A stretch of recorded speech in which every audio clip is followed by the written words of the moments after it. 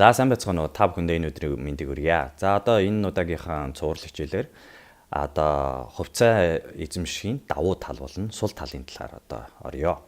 За тэгээд та тодорхой нэгэн компани хувьцааг эзэмшснээр ямар нэгэн одоо эрхийг эдэлдэг мөн танд ямар нэгэн одоо боломжууд гардаг. Мөн эсрэгээр нь одоо танд ямар нэгэн эрсдэл гардаг талаар одоо ингээд ороод явъя. За хувьцаа эзэмшихийн одоо давуу тал болон сул тал бол нэлээд олон байдаг. Тэгээд тэрнээс бол одоо хувь хүн дээр ярьж үзэх юм бол иргэн бид одоо хоёр дахь зах зээлээс хувьцаа ямарваа нэгэн компани хувьцаа буюу Апple юм уу, Сүү юм уу нэгэн компани хувьцааг авахад эдгээр давуу талууд байдаг. Мөн эдгээр эрсдлүүд байдаг байна. Тэгэхээр та ямарваа нэгэн компани одоо хувьцааг авахаас өмнө одоо давуу тал эрсдлийг нь одоо эхлээд одоо судалсан байх шаардлагатай гэсэн санаа юм. За нэгдүгээрт нь бол хөссөн үедээ одоо тухайн хувьцааг бол худалдах юм уу худалдан авах боломж танд одоо бүрдэж байна. Нэгэсэндээ та одоо хоёр дахь зах зээлх хувьцаанаас одоо өөрийн сонгосон хувьцаагаа хөссөн үедээ худалдаж аваад хөссөн үедээ зарнаа. Энэ нь бол маш өндөр давуу тал. Яагаад тэгэхээр хэрвээ та одоо үйл хөдлөлийн хөрөнгөд одоо хэрвээ хувьцаа мөнгө оруулсан байх юм бол та тэр хөссөн үед одоо юу гэдэг 50-аас одоо 100 сая төгрөгийн одоо үйл хөдлөх хөрөнгө одоо зарчих тийм боломж бол ховорхон байдаг. Яагаад тэгэхээр тэр бол бэлэн мөнгөтэй хүн одоо тэр болгон байдгүй юм уу энэ нөхцөлд бол зарахад хэцүү байдаг. Хувьцааны хувьд бол та хөссөн үед одоо юу гэдэг юм өөрийнхөө одоо тодорхой хэмжээний хувьцааг одоо юу гэдэг 1000 хувьцаатай байтал та 100 хувьцаагаа юм уу эсрэгээр нь одоо та 100 хувьцаатай байтал 1000 хувьцаатай болох жишээ нь ингээд худалдаа авах одоо давуу тал өндөр байдаг. За хоёрдугаарт нь бол инфляциас мөнгө хамгаална гэж. За улс болгоны бол инфляц бол өөр байдаг.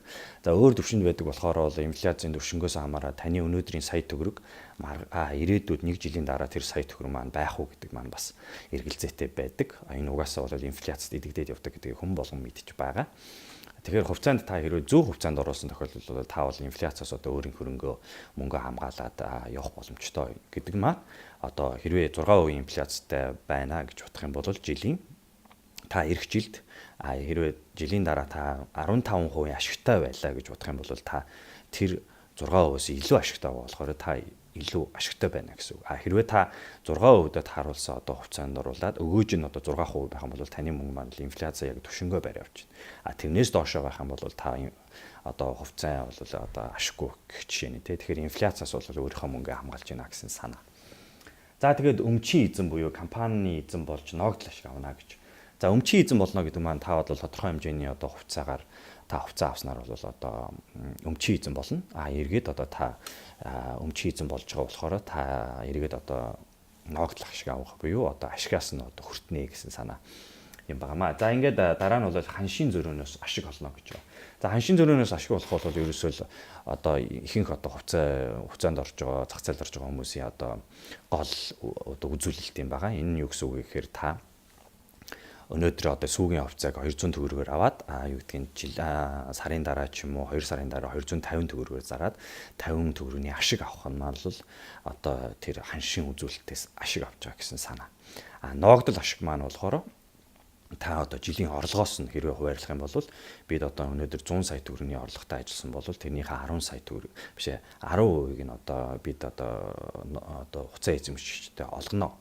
Энэ бол ногдол ашиг байна. Нөгөөх нь бол 200 төгрөгийн хувьцааны ханш 250 болоход нь зарах. Энэ нь бол одоо ханшийн үзүүлэлтээс одоо мөнгө олж байна гэсэн санаа. Энийг бол ихэнх заавж байгаа хүмүүс бол энэ дээр нь шохорхож энэний төлөө бол хувьцаа авдаг байгаа. За дараа нь бол саналаа өгөх хэрэг буюу одоо хувьцаа эзэмшигчдийн хурал суух гэж байгаа. За хувьцаа эзэмшигчдийн хурал бол жилдээ нэг удаа бас том компаниуд бол олон болдог. За улирлаас шалтгаалаад болох жишээтэй. За тэгээ энэ хуралд одоо суух эсвэл одоо төлөөлөн удирдах туузын гишүүн болох эсвэл одоо юу гэдгийг та 5, 10, 25 одоо тухайн компани одоо хувийг эзэмшиж байгаа бол тэр хэмжээгээр одоо та эрхээ эдлээд бүр дайжаа бүр та одоо юу гэдгийг тэр компани одоо өөрөө эзэмшлээ 51% байх юм бол бүр эзэмшлийн авах жишээ нэ тий одоо өөрөө захирал харан сонгодог ч юм ингээд эсвэл одоо тэр захирлыг томилох ч юм уу иймэрхүү том одоо эрхүүд бол нэгдээ явцдаг байгаа. Яагаад тэгэхээр нэгсэндээ таны өмч болсон болохоор тийм ээ. За ингээд дараагийнх нь бол эдийн засагт одоо хөөхөн одоо хөв нэмэр оруулж байгаа гэсэн санаа. За энэ бол их объемаар нь бол өргөн хэмжээнд нь одоо хүлээж авч байгаа гэсэн санаа юм. Яагаад тэгэхээр одоо та хэрвээ одоо мөнгөө одоо гэдэг Монголоо одоо хилдэг нөгөө аимсын дотроо игээд орон доогоор шидсэн бол одоо таны энэ мөнгө бол эргэлтэнд орохгүй мөн тэг инфляцид одоо юу гэдэг идэгдээд ингэ байж байгаа. Энэ та хувийнхаа одоо иргэний үүргээ одоо хумсарлаад гэдэг ч юм уу тэг хөдөлгөөнд оруулаад ингэж байгаа бол энэ бол эргээд одоо улсаад итгэж байгаа. Улсдаа бас хувь нэмэр оруулж байгаа. Эргээд та тэрээр өөр ашиг авч байгаа гэсэн санаа юм аа. Тэгэхээр таны хэрэгжигчнээ төгрөг мөнгө орно. Тэр хэмжээгээр Монголын эдийн засаг мөнгө буюу хөрөнгийн бирж маань буюу одоо хөрөнгийн зах зээл маань ингээд өгөөжтэй явна гэсэн санаа юм байна. За тэгээд сүүлийн хоёрт нь бол нэр хүнд үнд сэн гэж байна. Одоо таны нэр хүнд өсдөг тий хэрвээ тодорхой хэмжээний компани хувьцаа авах юм бол нэр хүндтэй болдог жишээд тий. Тэгээ юм уу энэ бол нэр хүндийн баталгаа гэж явдаг бас байгаа тий. Одоо гэдэг та одоо апугийн би одоо 5% эзэмшдэг гэхэд бол мэдээж ойлгомжтой тий. За тэгээ эцэст нь бол одоо мөрөөдлөө биелүүлэхэ гэж. За мөрөөдөл бол энэ бол нэлээд бас wide ойлгомжтой ойлголттой. Тэгэхээр мөрөөдлөө биелүүлж байна. Одоо тухайн хүн маань одоо хэдий одоо юу гэдгийг 1-ээс 5 дахь өдөр хүртэл одоо ажиллаа хийгээд одоо энэ хэмжээний мөнгө олохгүй ч байх боломжтой байхад хэрвээ хугацааны зах зээлд үнэхээр зөв ороод одоо яг үнэхээр судалгааны хөвцөнд ороод мөнгө олж чадвал эргээд танд одоо мөрөөдлөө биелүүлж одоо гэр бүлээ одоо яах тийм сайн сайхан амьдрах ч юм уу эсвэл улс орндоо одоо юу яах хувь нэмэр оруулах одоо тийм боломжууд одоо танд нэгддэг байх нэ.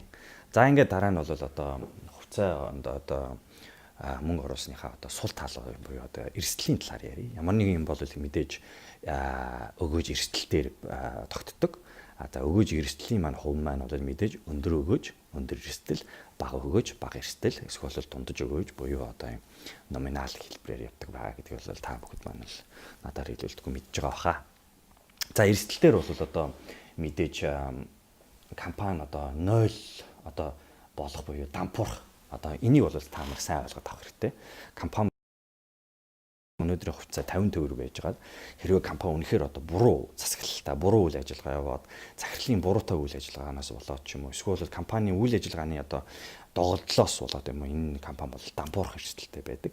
Энэ тохиолдолд таны өгсөн саяны маань мөн бас 0 болно. Энэ үйл 0 болсон байх нь бол одоо та 150 төгрөгийн ханштай юм уу 50 төгрөгийн ханштай хувьцаа авлаа гэд энэ хувьцаа минь хэрвээ тийм тодорхой хэмжээний шалтгаалаас force majeure болоод унах юм бол энэ эрсдлийн явдал та үүрээд таны мөнгө бол тэр чигээр алга болох тийм одоо эрсдэлтэй. Тэгэхээр энэ бол бас нэлийн том эрсдэл. За дараа нь бол дангаараа шийдвэр гаргах буюу одоо хязгаарлалт одоо хээхээ компанийн хувьд бол та одоо ганцхан компанийн захирал юм уу хоёулахна юм уу партнерууд байх юм бол одоо гэдэг та хоёр маань ч юм уу өөрөө ч юм ингэж бодож байгаа шийдвэр одоо би гэдэг юм маргааш энэ бүтээгдэхүүнээ би 150 төгрөг болгоно.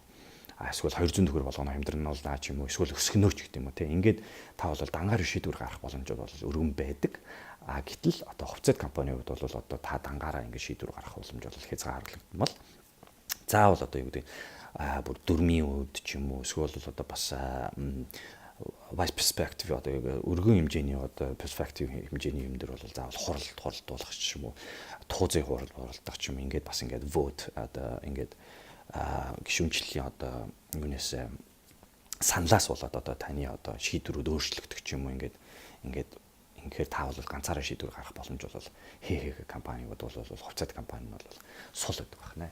За дараа нь бол хамгийн одоо 3 дугаарт нь бол давхар одоо юу төлдөг одоо татвар төлдөг. За татвар төлнө гэдэг маань юу гэж суучиртай юм бэ? Та эхлээд мөнгөтэй болж байгаа тий таны одоо ямар нэгэн хувьцааг хөдлөж авахаас өмнө та мэдээж одоо 100 төгрөж байсан 100 сая төгрөж байсан 10 сая төгрөж байсан танд одоо орж ирэхдээ та энэ мөнгнөөс одоо хэрвээ та цалингаараа авсан бол хүн амын орлогын татвар гэдэг шиг 10% татвараа эхлээд төлцсөн байдаг тийм ээ.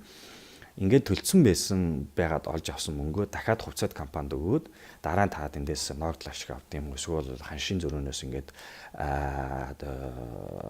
мөнгө олдог ч юм ингээд та дахиад татвар төлдөг. Тэгэхээр 2 удаа татвар төлдөг тийм юм байгаа. Мэдээж багахан хэмжээний хувьд бол одоо юу гэдэг та нэг сая төгрөг 2 сая төгрөгийн хувьд бол энэ бол бага сонсогдох баха 100 сая 200 сая төгрөгөөр ингээ хувьцааны талаар ярих юм бол энэ бол татвар төлнө гэдэг маань бол нэлээд бас одоо бас сул тал байгаа. Гэхдээ бол мэдээж өгөөж эрсдэл өгөөж хоёрыг ингээ харьцуулахад бол мэдээж одоо хувьцаанд хөрөнгө оруулах нь бол мэдээж өгөөж нь бол өндөр байгаа. Мэдээж та эхлээд зөв компани ямар компани сонгох уу гэдгээ бол та заавал сайн судлах хэрэгтэй. Бусдад одоо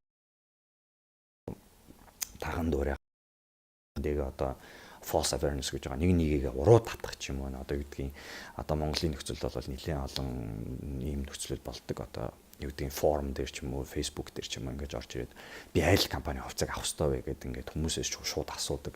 Энэ бол одоо нэлийн одоо тийм жоохон болохтой асуулт юм байна. Яагаад тэгэхээр мэдээж танд хариулж байгаа хүн өөрийн гэсэн аженда буюу өөрийн гэсэн одоо итгэн үнэмшилтэй, өөрийн гэсэн одоо бас тийм ашигын сонирхол байгаа шүү дээ. Мэдээж одоо өөрийнхөө авсан хувьцаагаа аав гэдэг ч юм уу. Эсвэл өөрийнхөө заргыг гэсэн хувьцаагаа аав ийм ашигын сонирхол байдаг болохоор та бол тэгж асуугаа. Тэгээд одоо хүнээс шууд зөвлөгөө аавна гэдэг бол боломжгүй асуудал юм байна. Энэ нэгсний оронд та өөрөө сайн судлаад компани үн цэнийг мэдрээд ингээд хугацаанд хөрөнгө оруулалтаа оруулах нь зөв юм аа. За ингээд дараа нь бол одоо бид сая хувь хүний талаар орлоо. Одоо компани тал дээр одоо компани хувьцаа гаргадаг, хувьцаа гаргасан компани одоо давуу тал болон сул талын талаар ярья.